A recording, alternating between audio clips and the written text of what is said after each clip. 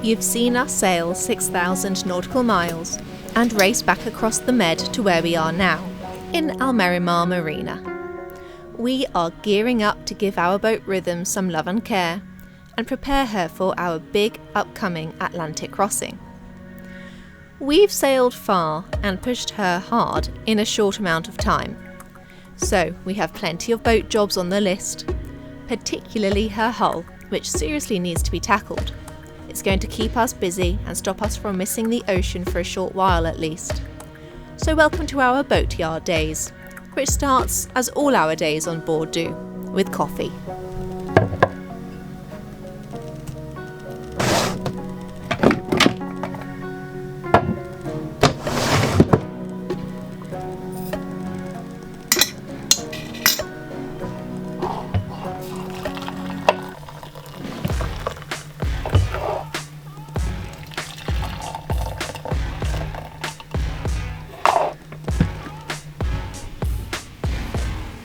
That's step 1, coffee, out of the way. Step 2 is to comply with the Boatyard rules, which asks us to take down our foresails. I suppose we'd better do as told.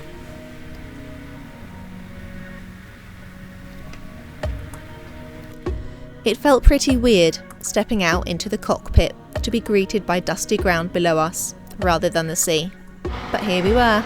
We are going to take the foresails down just because when it gets windy, even though they're furled, it adds to the risk of the boat getting blown over.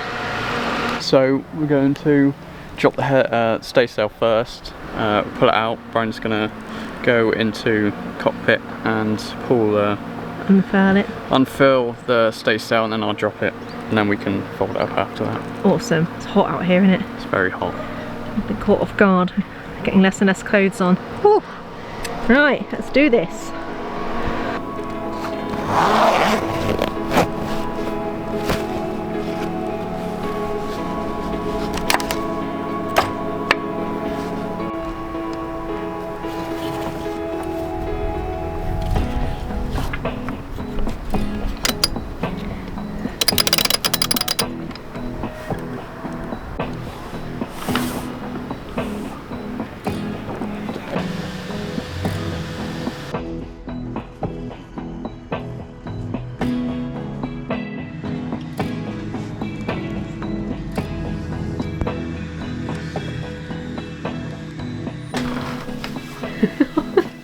He did it.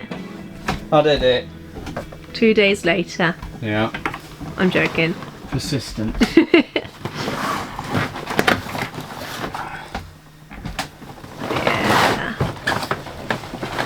Woohoo!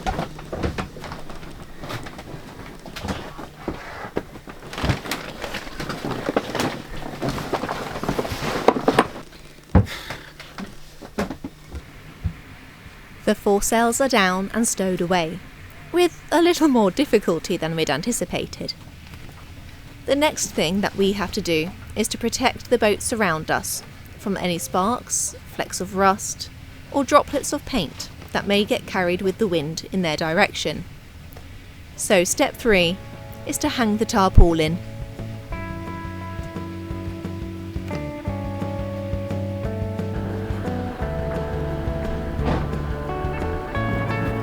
Give us a cheeky smile.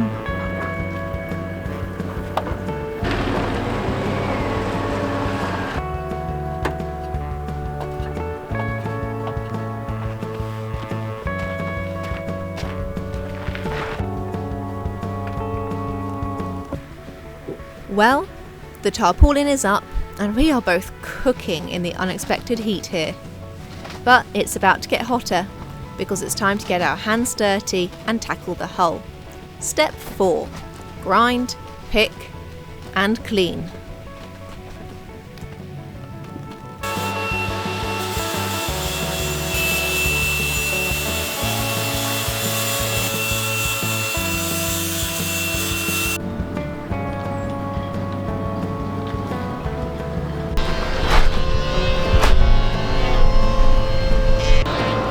Hey Tony, give us a sexy look. You can do a sexy look. That's not sexy. Go on, give me like a wink. Like that? Can I do it?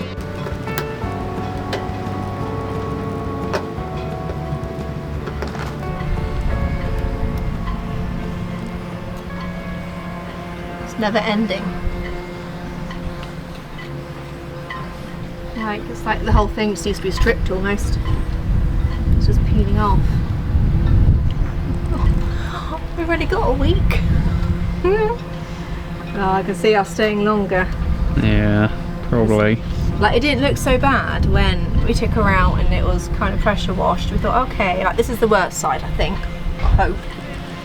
But now that we kind of start digging and looking underneath, and it's just peeling off and rusty and salty in parts, and some of it's gone really soft and spongy. And the epoxy and bits. So I think it's more going on underneath the first layer than we thought. How much more is yet to be discovered, but it's not looking great. Yeah, it's just everywhere.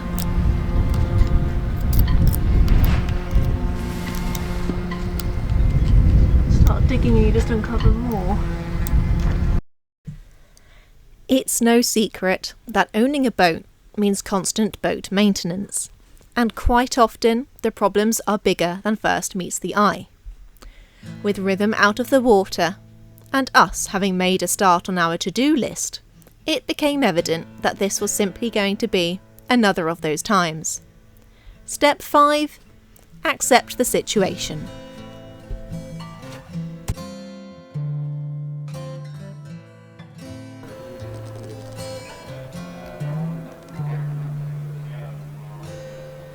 Another day, day 2. Even bigger realisation, we're definitely going to need to extend our time here. Tony, before you go down. Hello. Hello. It's day 2, isn't it? Certainly is. How are you feeling? How's morale? Well, we've got a lot to do. We're going to need more time, aren't we? We need more time. Well, it's just... All the blistering. Yeah, it's got a lot more rust or blisters than anticipated. Of course.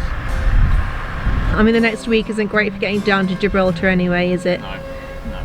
So that kind of helps. Yeah. A little bit, because we know we're not missing a fantastic weather window. Yeah, well, I'll do what I can. It probably won't be the most perfect job, but because that will involve too much time. So Yeah, we can't really strip her back, but maybe next time we'll strip her back entirely. Maybe we need to look into it, I think, because it needs doing. I think it needs sandblasting, so everything needs to come off, really. Start because again. otherwise we're going to be patching it up like this. And it's Every time. Yeah, every time. It's going to take a lot longer. So we'll get across and we'll work out from there.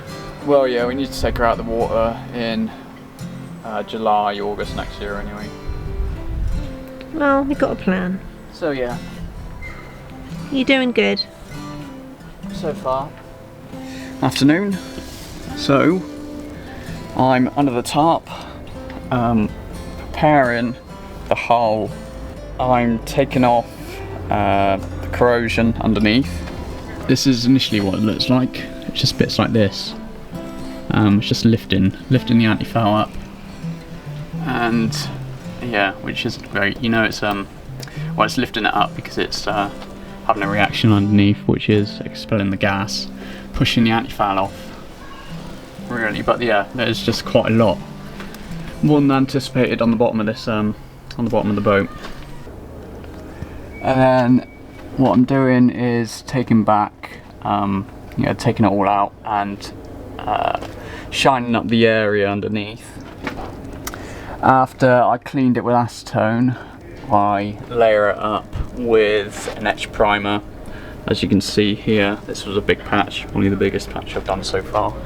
So that's taken a while, but yeah, there's just loads of areas at the moment that need doing like this.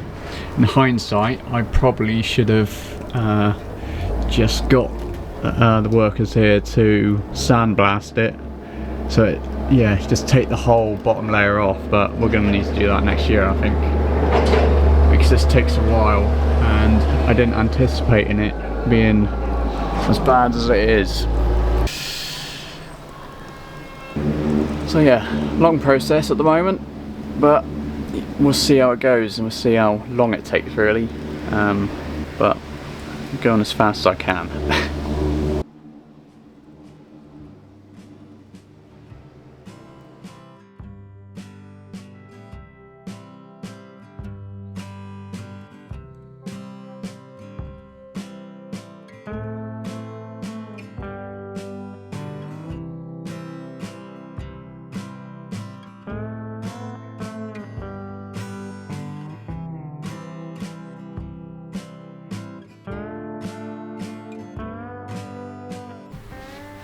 We often say come rain or shine for powering through boat jobs, but sometimes the materials we're working with feel differently.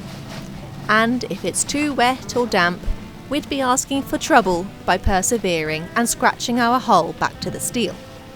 We want to remove the rust, not cause more. Step 6. Weather. Hold the hull.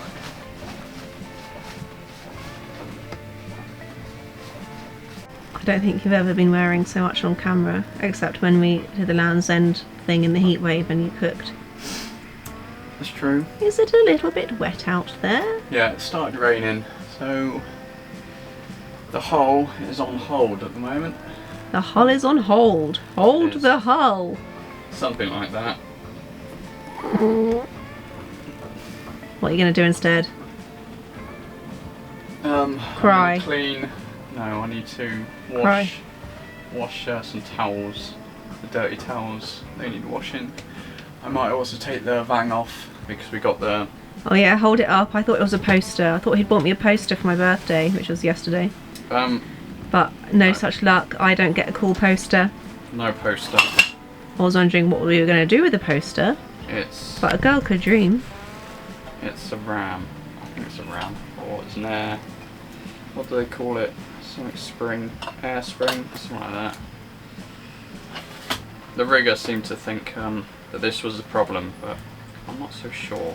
Well, don't say that. No, I think the problem is the can cleat. But I'll replace it anyway. I'm snacking. What's new? Trying to come up with a new logo thing. Good old Canva. A couple of birthday cards and just a general pigsty. And Tony. Hello. Are you a mess too? Well, I'm not clean. When one job is on hold, that just means there's time for another. This one, we'd patched up roughly under sail already, but it's time to do a better job. Step 7, fix the kicker. I'm currently fitting the replacement gas spring for our Selden kicker. Yeah, as I said, I don't think it is the problem, but I'm going to replace it anyway, because why not? I've just put the spring inside the kicker itself.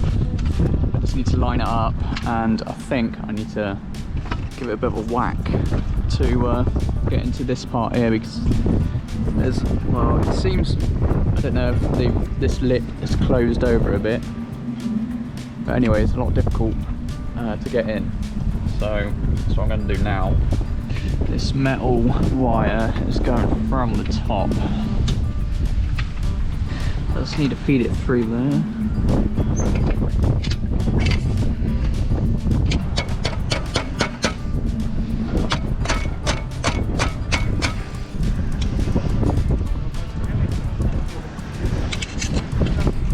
There we go.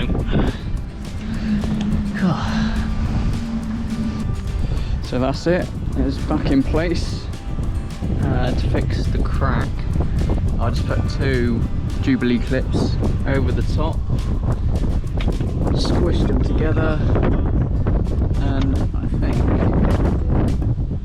it does the job.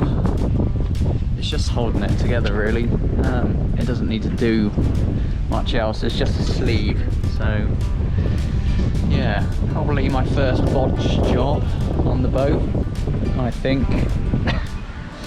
maybe many more to come, but yeah, there's only the sleeve, it's nothing too integral. If anybody wants to know the lack of humour that I have to put up with on this boat, Tony failed to laugh at this. I think that'd be a cracking new logo. Look at that! And not a single giggle. Grinchy Pops. No giggles on this boat. We typically live a pretty quiet and heavily budgeted off-grid lifestyle, but being stuck on land for a bit meant that perhaps it was finally time to treat ourselves. Step 8. Time out for a birthday celebration. Guess where? We're going. Skip? McDonald's. No! We're not. We're going out. It was my birthday. We're not going to McDonald's. We are going hopefully to a seafood restaurant just down on the beach. McDonald's. For a divorce.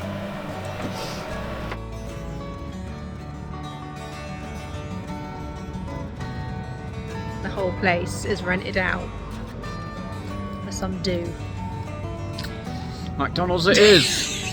Oh, McDonald's! Gutted. I was so looking forward to that. So we're going to have to find somewhere else.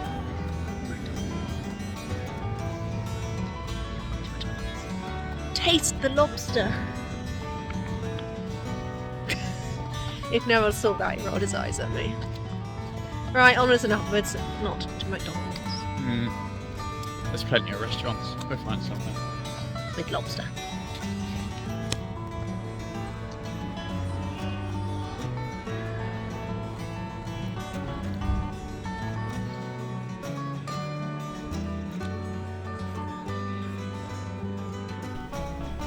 Well, it is an ocean life, but this is all part of boat life. Next week, we finally make headway on the hull and can start to set our sights on splashing back down into the water. Catch you later, Cutterbuffs.